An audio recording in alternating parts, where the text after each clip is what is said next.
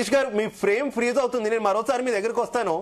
వెంకటరెడ్డి గారు చెప్పండి. వెంకటరెడ్డి గారు అంతిమంగా మళ్ళీ పదే మిమ్మల్నే క్వశ్చన్ చేయట్లేదని అడుగుతున్నటువంటి పరిస్థితి.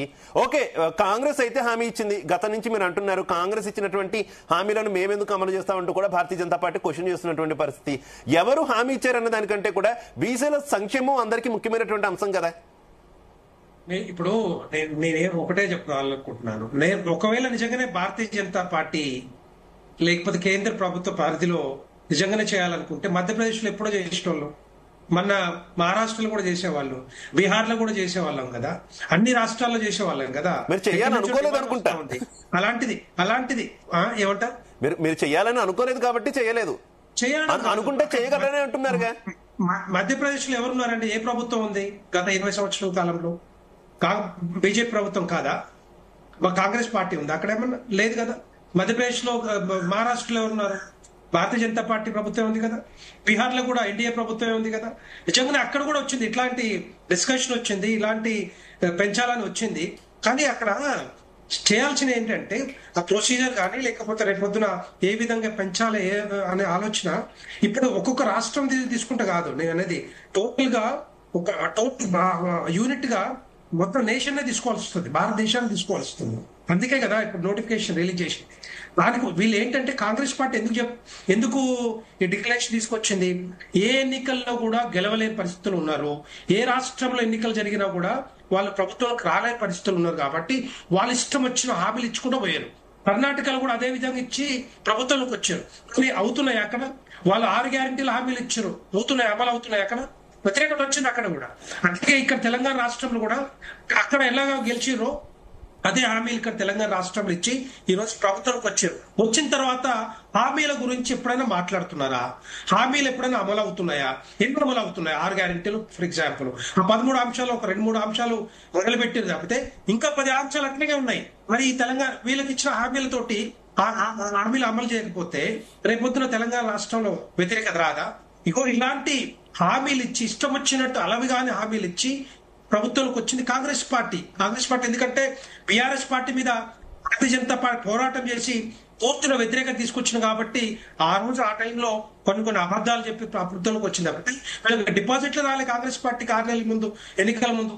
సో అలాంటి కాంగ్రెస్ పార్టీ ఈ రోజు ఈ రాష్ట్రంలో బీసీ సమాజాన్ని, మహిళల్ని, రైతుల్ని, రైతు కూలీల్ని, ఆటో డ్రైవర్లని, నిరుద్యోగుల్ని, మరి తర్వాత ఇది ఈవెన్ స్టూడెంట్స్ కూడా, విద్యార్థులు కూడా ఏ విధంగా మోసం చేస్తున్నా తెలంగాణ ప్రజలందరికీ అర్థమవుతా ఉంది.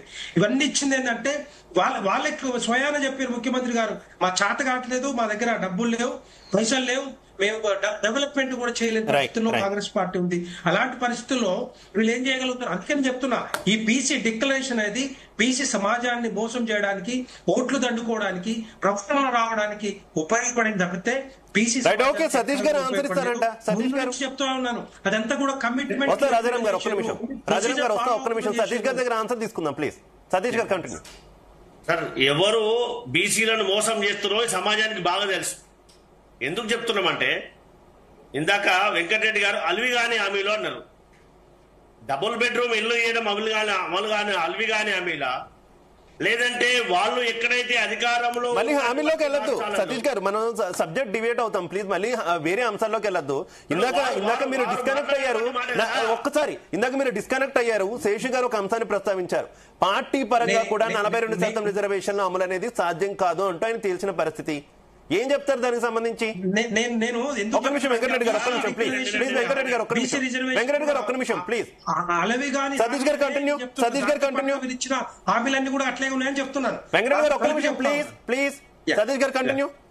మేము ఏమంటామంట, ఖచ్చితంగా ఏదైతే పార్టీ సింబల్ పైన పోటీ చేసే ఎంపీటీసీలు గాని జెడ్పీటీసీలు గాని ఖచ్చితంగా 42% హామీ అమలు చేస్తాం, అందులో ఎలాంటి అనుమానం లేదు.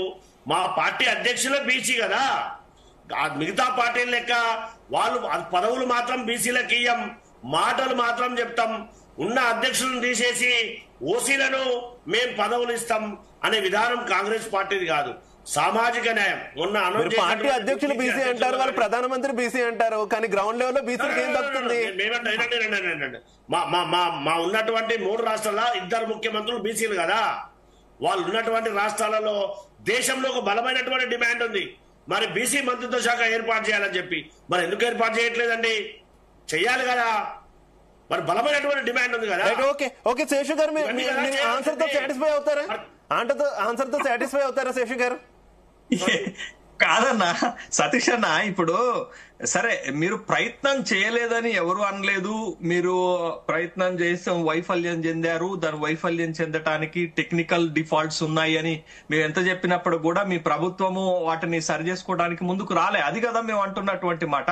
తర్వాత మీరు అనేక సందర్భాల్లో ఒక మాట చెప్పారు. ఏం చెప్పారంటే 42% రిజర్వేషన్లు ఇచ్చిన తర్వాతనే మేము స్థానిక సంస్థల ఎన్నికలు జరుపుతాం, నో డౌట్ అని అనేటటువంటి ఒక నమ్మకం పలికారు. కానీ ఇప్పుడు ఏం చేశారు? ఈ గ్రామ పంచాయతీ ఎన్నికలు పెట్టడానికి ముఖ్యమంత్రి గారు స్పష్టంగా ఒక ప్రకటన చేశారు. మేము 42% రిజర్వేషన్ పార్టీ పరంగా ఇచ్చి ముందుకు పోతాం, ఈ ఎలక్షన్ చేస్తామన్నారు. కానీ ఆ పరిస్థితి రాదు కదా, ఆ పరిస్థితి వచ్చే అవకాశం లేదు. ఆ విషయాలన్నిటిని నేను చెప్పాను. తర్వాత ఇంకొకటి ఏంటి అంటే, మీరు చేసినటువంటి అన్ని ప్రయత్నాల్లో ప్రొసీజరల్ డిఫాల్ట్స్ ఉన్నాయి. మీరు బిల్లు పెట్టారు, దాంట్లో ప్రొసీజరల్ డిఫాల్ట్ ఉంది. సవరణ బిల్లు పెట్టారు, దాంట్లో డిఫాల్ట్ ఉంది. జీవో నెంబర్ 9 ఉంది, దాంట్లో డిఫాల్ట్ ఉంది. ఆ డిఫాల్ట్స్ ని అడ్డం పెట్టుకొని కోర్టుకు పోయినటువంటి వాళ్ళు, కోర్టు ఏం చేసింది? మీరు ప్రొసీజరల్ ఫాలో అప్ చేయలేదు, పాలసీ ల్యాబ్స్ ఉన్నాయి కాబట్టి, చట్టం నిబంధనల మేరకు లేదు కాబట్టి కోర్టులు దాన్ని అబ్జెక్ట్ చేశాయి. 42% రిజర్వేషన్ ఎట్లా ఇస్తారు, 50% క్యాప్ దాటకూడదు అనేటటువంటి నిబంధన మాత్రమే చూస్తుంది కోర్టు రిజర్వేషన్లు ఇవ్వలేదు కదా. అందుకని మనం చేసినటువంటి 3 ప్రయత్నాలు ఫెయిల్ అయినాయి. మరి ఇప్పటికైనా మీరు ప్రొసీజర్ ప్రకారం, ఇప్పుడు మీరు తమిళనాడులో రిజర్వేషన్ ఎట్లొచ్చింది? జయలలిత ఒక పకడ్బందీ బిల్లు పెట్టడం వల్ల, పివి నరసింహారావు కేంద్ర ప్రభుత్వం సహకరించడం వల్ల అక్కడ 69% రిజర్వేషన్లు సాధ్యమైంది. మీరు ఇంతవరకు అంటే మీ ఒక్కళ్ళ వైపు తప్పు ఉందని అనొద్దు కానీ, బట్ ఇనిషియేషన్ తీసుకోవాల్సింది రాష్ట్ర ప్రభుత్వం. మీరు ఇంతవరకు ఈ రిజర్వేషన్ల పైన కేంద్ర ప్రభుత్వంతో, భారతీయ జనతా పార్టీ పక్కన పెట్టండి, కేంద్ర ప్రభుత్వంతో అఫీషియల్ డెలిగేషన్ చేయలే, అఫీషియల్ నెగోషియేషన్ చేయలే, మీరు ఒక సంప్రదింపులు వాళ్ళతో చేయలేదు. వాళ్ళు కూడా మీరు పంపినటువంటి బిల్లుని మీరు కేంద్ర ప్రభుత్వానికి పంపలే, కేంద్ర కేబినెట్ కి పంపలే, డైరెక్ట్ గా మీరు ఏం చేశారు? రాష్ట్రపతికి పంపించేశారు. బట్ ఇది ప్రొసీజరల్ ల్యాబ్స్ అన్నట్టు. మీరు డైరెక్ట్ గా బిల్లు తప్పో ఒప్పో మంచిగుందో లేదో దాన్ని మీరు కేంద్ర కేబినెట్ కి పంపిస్తే కేబినెట్ లో చర్చ జరుగుతుంది. ఈ బిల్లు పైన ఏం చేద్దాం, ఈ బిల్లుని ఎలా ఉంది, ఈ బిల్లు అవసరం ఉందా లేదని వాళ్ళు చర్చ చేసి దాన్ని పార్లమెంట్ లో పెట్టి ఆ పార్లమెంట్ లో నిర్ణయం తీసుకొని రాష్ట్రపతికి పంపుతారు. ఈ ప్రొసీజరల్ ల్యాబ్స్ మొత్తం కూడా జరగటం వల్ల మీ ప్రయత్నం వరకే, కానీ ఆ ప్రయత్నం సక్సెస్ అయ్యేటటువంటి ప్రయత్నాలు మీరు చేయలేదనేది. జయలలిత ఏం చేసింది? జయలలితకు ఉన్నటువంటి పేరేంటో తెలుసా అన్న? సమూహ నీతికత సమరాంగనై అంటారామని. ఎందుకంటారు? అక్కడ ఉన్నటువంటి బీసీలు ఈ పేరుతో ఆమెను పిలుస్తారు. తిరుచుక్కులవి మాత్రమే కాదు, ఆమెని సమూహ నీతికత వీరాంగనై అంటారు. ఎందుకంటే ఒక ఛాలెంజ్ చేసిపోయింది. మనకి కేసీఆర్ కూడా ఒక ఛాలెంజ్ చేసిపోయారు. తెలంగాణ వచ్చుడో కేసీఆర్ చచ్చుడో నేను ఢిల్లీకి పోతున్నాను, తెలంగాణ వచ్చినాకనే మళ్ళా తెలంగాణలో అడుగు పెడతానని చెప్పారు. అదే స్టేట్మెంట్ ఆమె చెప్పింది. ఆమె ఏం చేసింది? రిజర్వేషన్లతోటే తిరిగి వస్తాను అని తమిళనాడులో ఉన్నటువంటి బీసీలకు హామీ ఇచ్చి పివి నరసింహరావు దగ్గర కూర్చొని ఒప్పించుకొని రిజర్వేషన్లు సాధించిన తర్వాతనే వచ్చింది. మనం డెలిగేషనే చేయలేదు కదా. మనం ఏమంటున్నాం? భారతీయ జనతా పార్టీ లేకపోతే కేంద్ర ప్రభుత్వము మాకు అపాయింట్మెంట్ ఇవ్వట్లేదు అంటారు. ఒక ముఖ్యమంత్రికి అపాయింట్మెంట్ ప్రధానమంత్రి ఇవ్వరా? ఒకవేళ మీరు చేసినటువంటి ప్రయత్నం ఇవ్వకపోతే ప్రజల ముందు పెట్టాలా? ఇంకొక మాకు ఉన్నటువంటి అభ్యంతరం ఏంటి అనంటే, మేము చేస్తున్నటువంటి విమర్శ కూడా ఏంటి అనంటే, మీరు జంతర్ మంతర్ దగ్గర ధర్నా చేస్తారు, ఆ పక్కన కూతవేటు దూరంలో ఉన్నటువంటి పార్లమెంట్ లో ప్రధాన ప్రతిపక్ష నేత రాహుల్ గాంధీ ఈ అంశాన్ని ఎందుకు లేవనెత్తరు? సరే, ఒక లేవనెత్తకపోయినా భారతీయ జనతా పార్టీ వైఖరి తెలుసుకోవడానికి, కేంద్ర ప్రభుత్వం వైఖరి తెలుసుకోవడానికి మీరు ప్రైవేట్ బిల్లు ఎందుకు పెట్టరు? నేను ఇందాక అదే చెప్పాను. ప్రైవేట్ బిల్లు పెట్టాలంటే 50 మంది ఎంపీలు చాలు. మీకు 99 మంది 100 మంది ఎమ్మెల్యేలు ఉన్నారు. తర్వాత 2 పార్టీలు, భారతీయ జనతా పార్టీకి 240 మంది ఎంపీలు ఉంటే, మీకు 100 మంది ఎంపీలు ఉంటే 340 ఉన్నారు. 2/3 మెజార్టీ తోటి ఎలాంటి బిల్లు పాస్ చేసుకోవాలన్నా 360 మంది ఎంపీలు సరిపోతారు. బట్ మీరు ఎందుకు ఆ ప్రయత్నాలు అక్కడ చేయలేదు? అక్కడ ఎందుకు సక్సెస్ కాలేదు? పార్లమెంటు వేదికగా ఈ అంశాన్ని ఎందుకు లేవనెత్తలేదు అనేది ఇది ఒకటైతే, ఈడబ్ల్యూఎస్ రిజర్వేషన్లు వచ్చిన తర్వాత మీరు ప్రస్తావించారు కాబట్టి నేను ఆ మాట చెప్తున్నాను.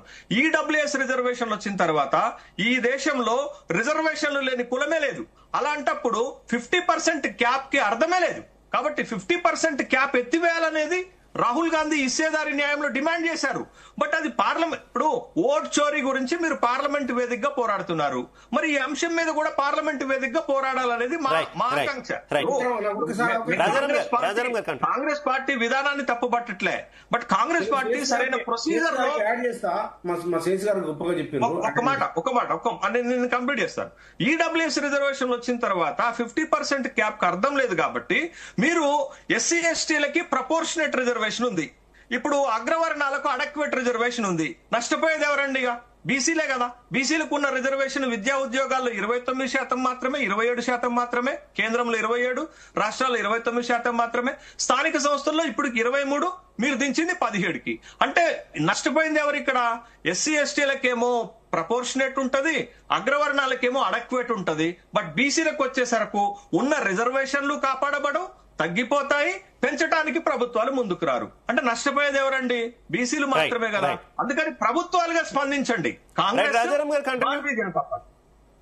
నేనేమంటున్నానంటే, ఇప్పుడు మా శేషు గారికి యాడ్ చేస్తాను నేను. ఇప్పుడు అందరూ సహకారంలో రొయ్యల ముళ్ళు ఏమైనట్లుగా వ్యవహారం ఉంది. భారతీయ జనతా పార్టీ మిత్రులు ఏమంటారంటే, కాంగ్రెస్ పార్టీ అక్కడ చేయలేకపోయింది, ఇక్కడ చేయలేకపోయింది, కర్ణాటకలో చేయలేకపోయింది, తెలంగాణలో చేయలేకపోయింది, అక్కడ ఇంకో రాష్ట్రంలో చేయలేకపోయింది అని వారు మాట్లాడుతూ ఉన్నారు.